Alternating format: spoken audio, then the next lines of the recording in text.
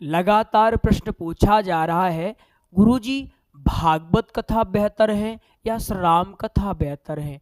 एक बात समझ लीजिए, जो व्यक्ति भागवत कथा, श्री राम कथा, देवी भागवत, शिव महापुराण या अन्य कथाओं में भेद करता है वो कभी भी कुशल वक्ता नहीं हो सकता है।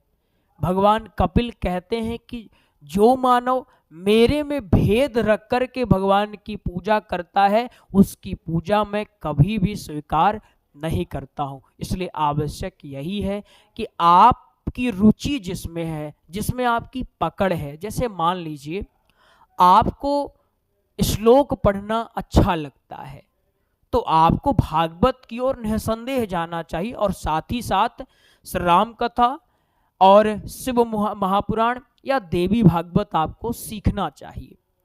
अगर आपको चौपाइयाँ, दोहे ये सब गाने में अच्छा लगता है, मन लगा रहता है, तो आपको चाहिए कि आप श्री राम कथा सीखो। डाउट क्लियर हो गया होगा आपका।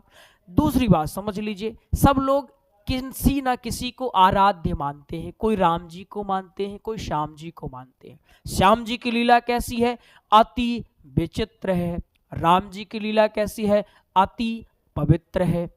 अगर आपको राम जी की लीलाएं प्रेरित करती हैं, आकर्षित लगती हैं, तो आपको निसंदेह श्री राम कथा सीखने की आवश्यकता है और वो सीखेंगे तो आपका मन लगा भी रहेगा। और अगर आपको श्री कृष्ण चंद्र की लीलाओं की तरफ मन या रुझान आपका लगातार बना रहता है तो आवश्यक है कि आप भागवत कथा सीखें। बात समझ में आ गई है? इसलिए संदेह बिना किए, गोस्वामी तुलसीदास जी भी कहते हैं कि संदेह करने वाले व्यक्ति को सदैव दुख या पीड़ा होती ही है, इससे दूसरे को हानि नहीं हो रही है। जो संदेह करता है उसको लगातार हानि होती रहती है। आवश्यक यह है कि बिना संदेह कि आप 2 से 3 कथाएं सीखें। अगर धरातली बात करें, जो कि आपके गुरुजी धरातली बात करने में ज़्यादा वो हैं, तो धरातली बात करें तो यह है कि आप कितनी भी सुंदर कथा सीखो, कल को अगर आपको कथा मिलेगी ही नहीं तो आपके ज्ञान का क्या? हम बहुत ऐसे लोगों को जानते हैं, संभवतः आपको भी पता होगा। क्या बात है? बात यह है कि वो कथा सीखे, अच्छी कथा सीखे। श्लोक भी बढ़िया से बोल रहे हैं, लेकिन हुआ यह है कि अब उनको कथा ही नहीं मिल रही है।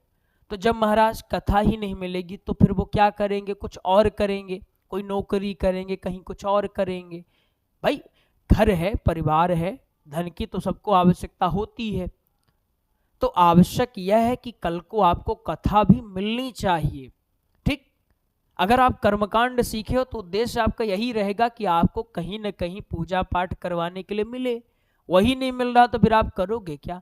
कतई नहीं करोगे। तो आपको चाहिए कि समय की नजाकत को समझें और 2 या 3 कथाओं को साथ साथ लेकर चलें। हनुमत कथा का ज़्यादा स्कोप होने वाला है आने वाले वर्षों में, इसलिए आप प्रयास करें कि हनुमत कथा भी सीखें तो अति बेहतर होगा। आइए मिलेंगे किसी और क्लास में। अगर आप नए हैं तो वीडियो को लाइक कर लीजिएगा और अपने प्यारे पूज्य संजीव मिश्रा जी यूट्यूब चैनल को सब्सक्राइब कर लीजिएगा। प्रेम से बोलिएगा राधे राधे, कमेंट के माध्यम से बोलिएगा। हमने तो बोल दिया, आप कमेंट में राधे राधे बोलिएगा।